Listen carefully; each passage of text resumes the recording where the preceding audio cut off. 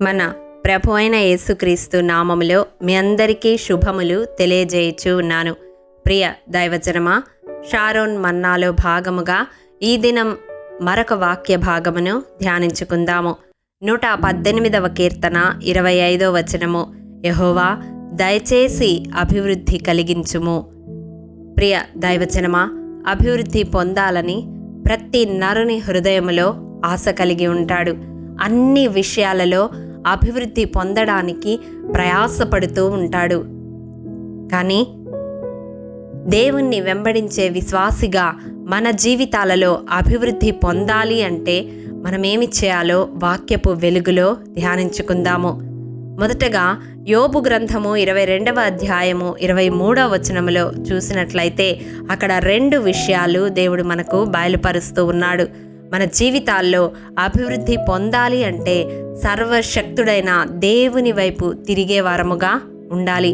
అంత మాత్రమే కాదు, మన గుడారములలో నుండి దుర్మార్గతను దూరముగా తొలగించే వారముగా ఉండాలి. చాలామంది కుటుంబాలలో అభివృద్ధిని మనము చూడము. ఎందుకని? వారి జీవితాలలో దేవుని వైపు తిరిగేవారుగా ఉండరు. వారి గుడారాలలో దుర్మార్గము ఏలుబడి చేస్తూ ఉంటుంది.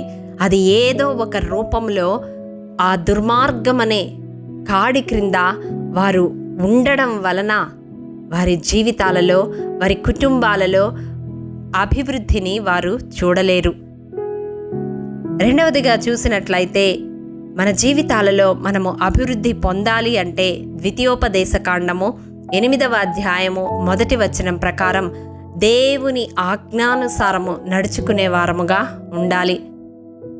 అభివృద్ధి పొందడానికి ప్రయాసపడుతూ దేవునికి, ఆయన కట్టడలకు మనము దూరముగా వెళ్ళిపోతూ ఉంటే ఎంత ప్రయాసపడినా మన జీవితాలలో అభివృద్ధి అనేది కానరాదు. మూడవదిగా చూసినట్లయితే సామెతలు 11వ అధ్యాయము 24వ వచనం ప్రకారం అభివృద్ధి పొందాలి అంటే గొప్పిలి విప్పే వారముగా ఉండాలి. ప్రియ దైవజనమా, వెదజల్లి అభివృద్ధి పొందువారు కలరు అని వాక్యము సెలవిస్తూ ఉంది. దేవుడు తన ఆకాశమును మంచి ధననిధిని తెరచి పట్టజాలని విస్తార దీవెనలు కృమ్మరించాలి అంటే, మన జీవితాలలో ఆశీర్వాదమును, అభివృద్ధిని చూడాలి అంటే దేవునికి ఇచ్చే హృదయాన్ని మనము కలిగి ఉండాలి. కాబట్టి ఈ దినం ఈ వాక్యము వింటున్న ప్రియ సహోదరుడా, సహోదరి, నీ జీవితంలో అభివృద్ధిని చూడాలని ఎంతగానో తపన పడుతూ ఉన్నావా?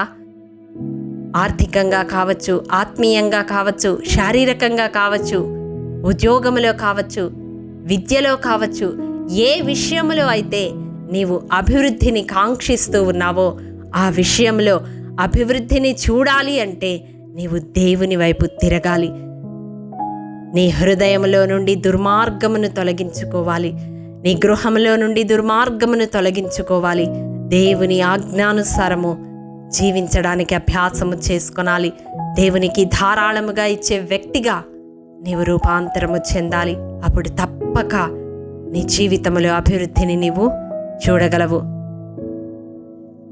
ఈ వాక్యము వింటున్న ప్రియ దైవజనమా, ఈ దినం ఈ వాక్యము ద్వారా దేవుడు మన హృదయాలను సంధిస్తూ ఉండగా ఈ వాక్యానుసారం మన జీవితాలను మలచుకొని అభివృద్ధి పథంలో నడవాలని ప్రభు పేరట మనవి చేస్తూ ఉన్నాను. అటి కృప దేవాది దేవుడు మనందరికీ అనుగ్రహించునుగాక. ఆమేన్. ప్రేమ నమ్మకము కలిగిన మా ప్రియ పరలోకపు తండ్రి, నీ పరిశుద్ధ పాదములకు వందనములు. దేవా, విత్తబడిన వాక్యమును ప్రతి హృదయములో నూరంతలుగా ఫలింపచేయండి. మరి ముఖ్యంగా ఎవరైతే వారి జీవితాలలో అభివృద్ధిని చూడలేక నిరాశ, నిస్పృహలతో కృంగిపోయి ఉన్నారో వారి హృదయాలను తెరవండి. ఈ వాక్యానుసారమైన జీవితాన్ని వారు కలిగి ఉండి వారి జీవితాల్లో అభివృద్ధిని పొందే కృపను అనుగ్రహించమని యేసు పరిశుద్ధ నామం పేరట అడిగి పొందుకొని ఉన్నాము తండ్రి. ఆమేన్.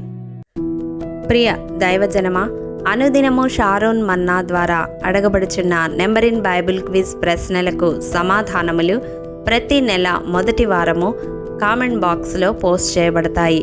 కాబట్టి గమనించి మీకు తెలియని ప్రశ్నలకు సమాధానములు తెలుసుకొనగలరని ప్రభు పేరట మనవి చేయుచూ ఉన్నాము.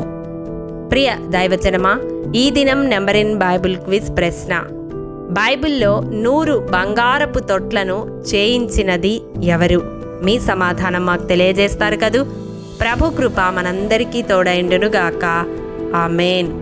ప్రియ దైవజనమా, ఈ దినము జన్మదినము, వివాహ దినము జరుపుకుంటున్న వారికి షారోన్ గ్రూప్ తరపున హృదయపూర్వక శుభాకాంక్షలు తెలియజేయుచూ ఉన్నాము.